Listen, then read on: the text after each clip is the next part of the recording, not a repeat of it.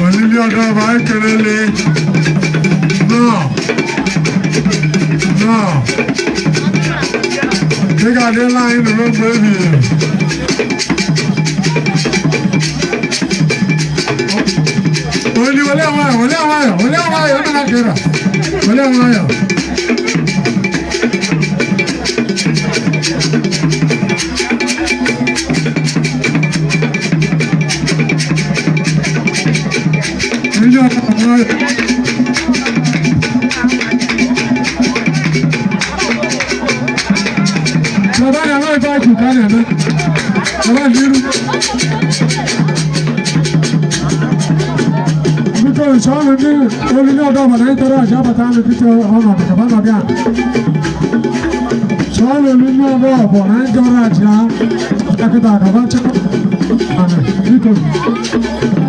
Organizers, don't waste time.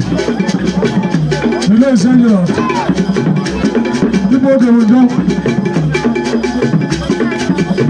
Arrange, please.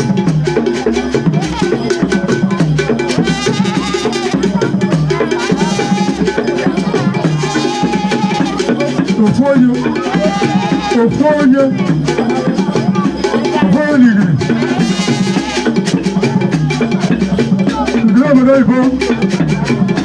I will open our story for you. Highway.